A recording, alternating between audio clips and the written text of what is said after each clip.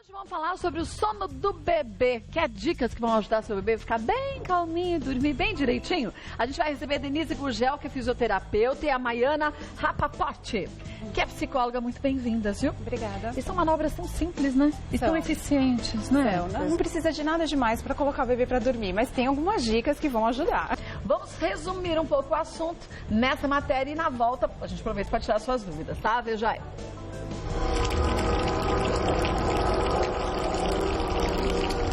Assim como a água, a comida e o ar que respiramos, o sono é essencial para a vida. Nos primeiros meses, os bebês dormem a maior parte do tempo. Além das horas dormidas serem fundamentais para o desenvolvimento do bebê, não há nada mais gostoso do que ficar admirando aquele sono profundo em um rostinho tão angelical.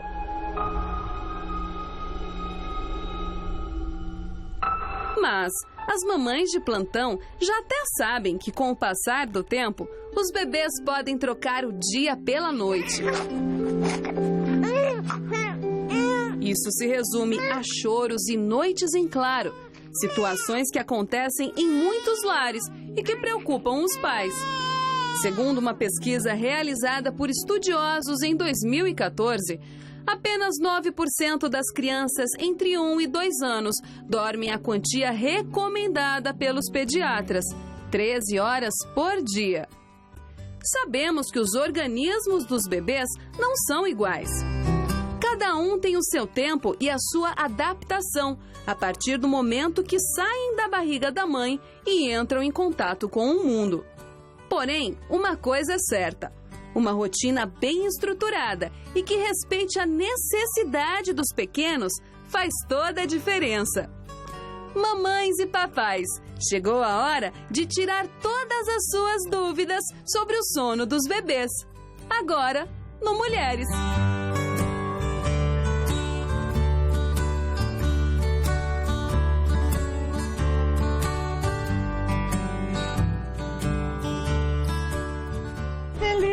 Olha, eu conversava enquanto a gente assistia aqui com a Denise Gurgel, que é fisioterapeuta, e também a Maiana Rapaport, que é psicóloga.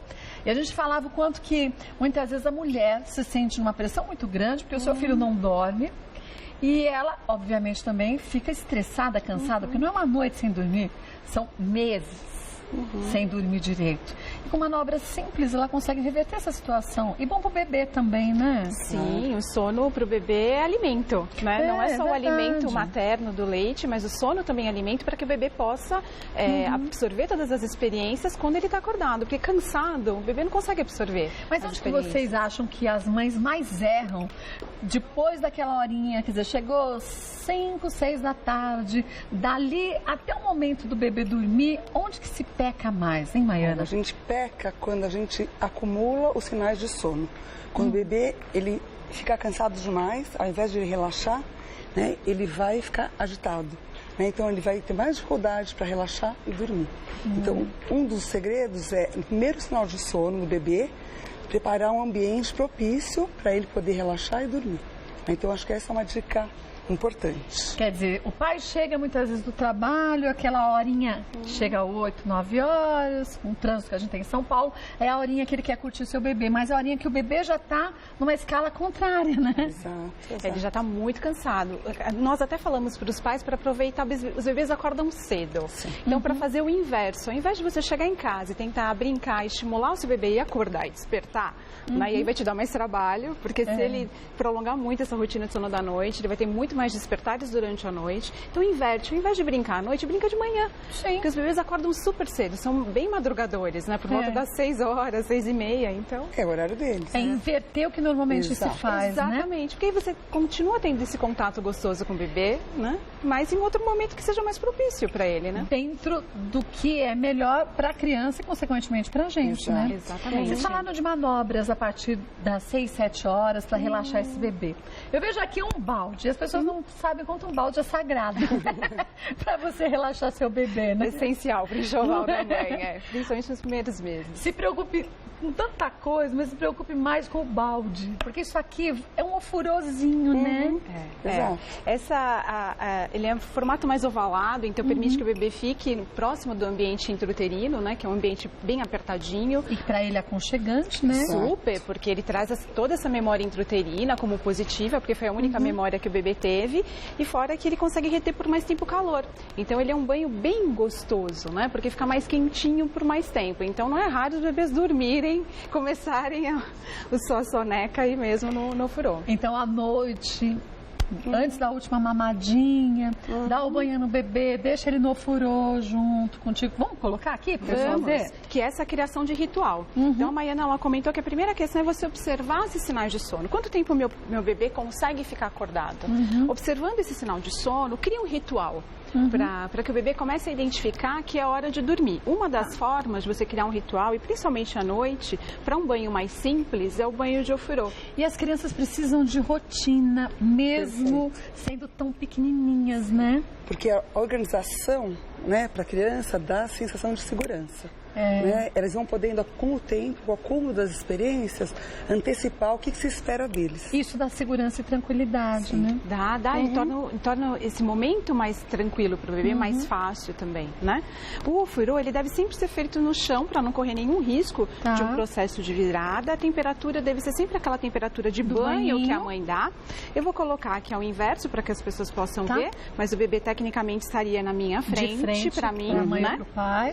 E eu tenho que segurar efetivamente o bebê pela axila e vou descendo o bebezinho. A intenção é que você não coloque muita água no ofurô, porque senão ela vai transbordar. Sim. Por quê? Porque esse bebê ele vai sentar naquela posição de budinha. E por menorzinho que ele seja, a coisa mais fofinha é isso. A perninha dele já vai direitinho se encaixando, né? E ele adota, às vezes, a posição intrauterina. Ele pode ficar... predileta dele, né? Às vezes ele nem fica na posição de budinha, às vezes ele fica com o joelhinho dobrado na frente do corpo e tudo mais, né? E aí eu tenho que dar essa posicionada aqui na cabeça, principalmente para os bebês que são muito pequenos. Então, principalmente com o recém-nascido, né, por volta de um mês e meio, às vezes nós até fazemos aquele enrolamento, sabe aquele charutinho que se fazia antigamente? Para que o bebê desça no ofurô mais firme e arme menos aquele reflexo que agita os braços do bebê, que é o reflexo de Moro. Porque ele pode se assustar. Pode. Porque é muito pequenininho, quer dizer, ele vai ficar folgado aqui dentro do balde, né? O bebê, ele sempre procura esse limite físico. E esse reflexo, na verdade, Kátia, ele é o principal motivo por acordar os bebês nesses 3 primeiros meses. Então a gente não estava tão errado quando a gente fazia charutinho com as crianças? Não, o errado era deixar o bebê no charutinho o tempo todo. Sim. Porque ele também precisa dessa liberdade para poder conhecer o próprio corpo. Deixa eu mostrar aqui, gente, mas não é esse o charutinho, a gente fazia com paninho e tudo, mas fica segurinho. O bebê se sente seguro, porque ele fica assim, ó. Tanto que a gente carregava o bebê facilmente, porque estava durinho. E isso dá segurança até o quê? O 3º mês? Até mais ou menos o 3º mês e vai perdendo a força. Alguns bebês, eles se habituam com essa sensação de segurança. E aí os pais perpetuam por um pouco mais. Nós deixamos de enrolar o bebê e só usamos o enrolamento só na hora do soninho. Que não necessariamente precisa ser só a hora do sono da noite. Também pode ser na hora da soneca do bebê, como um ritual. E isso vai fazer com que o bebê perceba que esse ritual foi enrolado, é hora de relaxar e dormir. Exato. Exatamente. Vai acumulando essa informação. Exatamente. E isso é super importante para o bebê, essa criação de ritual. Agora tem uma diferença, que nós sempre falamos. O ritual da soneca é sempre um ritual curto, porque não pode demorar muito tempo, senão você vai perder o timing do sono do seu bebê. Se você perder o timing do sono, esse bebê vai ficar super estressado. E cada criança tem o seu timing ou mais ou menos é parecido? Tem assim? umas questões assim de faixa etária que dão uma ajuda, mas a gente sempre observa o prazo de validade do nosso bebê. Quando o seu bebê começa a ficar com o olhar parado, por exemplo, ou ele apresenta o sinal de sono, ele faz um bocejo, ele coça a orelhinha. No primeiro sinal de sono, nós começamos o ritual. O erro dos pais qual é? Acumula-se muitos sinais de sono. Então você vai colocar o bebê para dormir exausto. Porque você pensa assim, quanto mais sono ele tiver, mais rápido ele dorme. Essa é uma crença. Ou deixar bem cansado para ele dormir bastante. É o oposto, né? É o oposto. Aqui no banhinho de ofurô, quanto tempo vocês acham que é necessário para a gente não perder esse tempo do soninho? O próprio bebê, ele vai dizer, quando ele começar a ficar um pouco mais agitado, se você perceber que ele está molinho, aí já está na hora de tirar. E o legal do banho de ofurô, para ser usado principalmente especialmente como rotina do sono da noite, ou naquela soneca do seu bebê que é super difícil, que ele não dorme nem com reza brava. Aí você... Faz a simpatia que for, que não adianta, aí né? você vem pro choque na parede, que é o banho de ofurô, né? Que é aquela informação firme para ele que, olha, agora é a hora de dormir mesmo, né? E aí você tira, você seca o bebê de mamar sim. e caminha, né? Cama e sono. E o legal é que ele não molha a cabeça, então não tem aquela história toda de secar o bebê, que às vezes o bebê fica meio estressado no final do banho de higiene normal. É um banho para relaxar, né? Para contê-lo, para relaxar e para entrando nessa desaceleração do dia, né? Tem muita mãe que acha melhor fazer o bebê dormir no colo e depois colocar no bercinho. Isso vocês acham que é legal? Olha, no início, assim, a ideia é de que o bebê precisa da situação mais próxima possível da intrauterina, né? Então, ele está dentro do colo da mãe, né? Então, o colo, o peito fazem parte, né? O bebê ainda não está também secretando a melatonina, que é o hormônio do sono. Ele demora por volta só do segundo mês que ele vai começar a poder secretar esse hormônio. Então, até lá, ele precisa dessa situação de colo, aconchego, peito. Já Né? viu o batimento cardíaco Exato, da mãe, o né? cheiro da mãe, Exatamente. tudo isso vai relaxando o bebê, né? Porque ele vai dormir por exaustão, porque mamar para ele É cansativo, né? E ficar acordado, esses poucos minutinhos durante a mamada, às vezes, né, por exemplo, um bebê recém-nascido fica acordado 40, 50 minutos, às vezes dão muito trabalho para as mães, né, para tentar acordar durante a mamada e tudo mais. Então o bebê fica um intervalo muito curtinho de tempo. Aquela crença de que o bebê, quanto mais acordado ele ficar durante o dia, melhor ele vai dormir durante a noite. Não é não, né? Não é verdadeira. São raríssimos os bebês, Kátia, que têm essa facilidade e conseguem dormir. Agora, bebê não fica mal acostumado porque nos primeiros meses a mãe ou então o pai fazem ele dormir no colo, né? Vai ter um determinado momento porque nos primeiros meses, né? O bichinho fica esperto. Assim como nós acostumamos o bebê, nós também vamos acostumá-lo e mostrar para ele que tem outras formas também de prazeres, na qual você também vai ficar em contato com ele, né? Mas que ele também pode dormir, pode se sentir seguro e tranquilo. Então não há nenhum problema em ninar. E aí a gente vai percebendo o seu bebê. Se você nina o seu bebê e o seu bebê dorme bem, ele dorme uma noite inteira e você nina, são 5, 10, 15 minutos, não tem problema. Agora, quando você passa a ninar 1 hora, ou se o seu bebê precisa ficar sendo ninado ou quando para você dormir, dorme, você põe no bercinho e ele acorda. Aí quer dizer que essa situação já não está mais funcionando para essa família. Você já tem que mudar os hábitos, Tem que mudar os hábitos. Dá uma olhadinha nas perguntas que surgiram. Ó. Vamos ver a primeira delas, da Nani. Meu filho tem 7 meses e mesmo que durma às 19 horas, ele acorda super agitado e só vai dormir depois das 23. O que eu posso fazer para ele acostumar a dormir direto depois das 19 horas? Primeira coisa é ter boas sonecas durante o dia.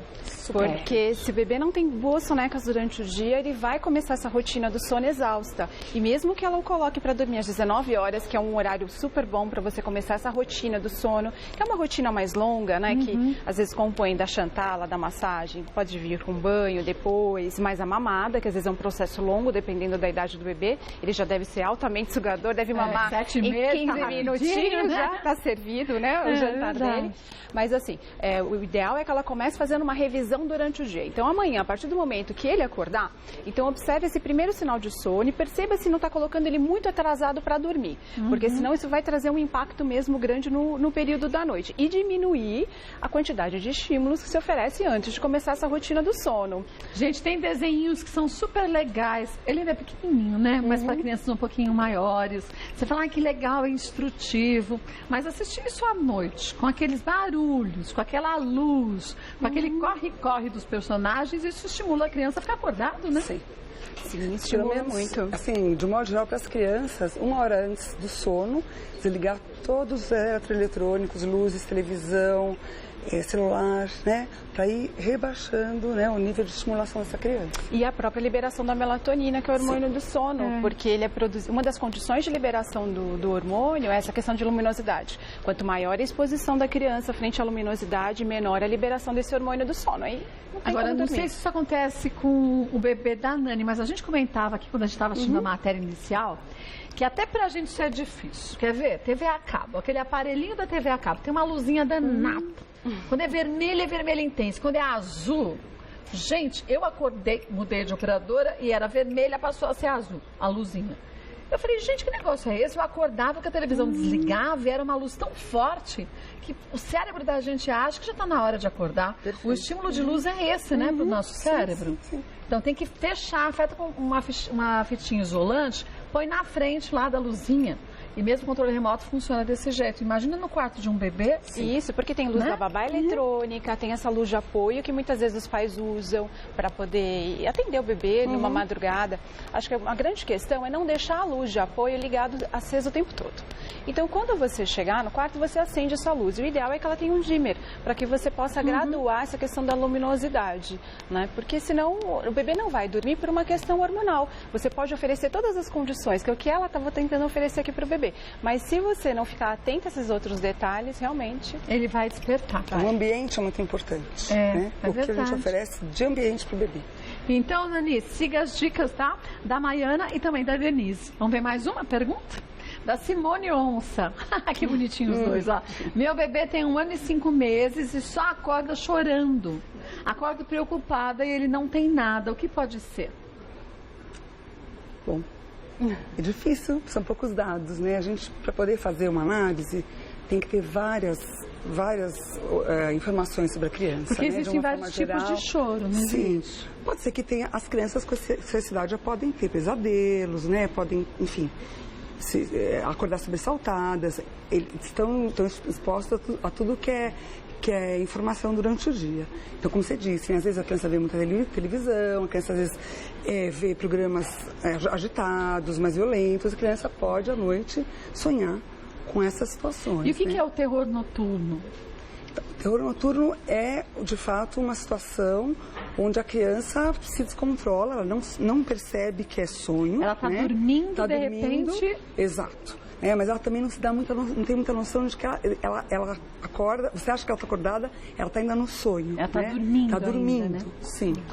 E o ideal é que você não acorde a criança. Então, você acolhe a criança, você pode pegar a criança no colo, claro, para tentar acalmar, né? Porque ela pode se debater no próprio berço. Hoje não se usa, né? Os protetores. protetores. Então, o ideal é que você acolha o bebê, mas que você não acorde. E aí, o super importante para o terror noturno, aumenta muito a probabilidade de acontecer com esse excesso de estímulo. Então, ou num dia extremamente agitado, que a criança foi naquela festinha Saiu do da amiguinho, rotina, foi na festa do amiguinho e curtiu muito a festa, aí chega em casa, ainda fica na televisão e fica nessa atividade. Então, você tem que fazer no funil de atividades. Quando está chegando próximo do horário do sono do seu filho, a gente vai entendendo como é que funciona o relógio biológico do nosso filho.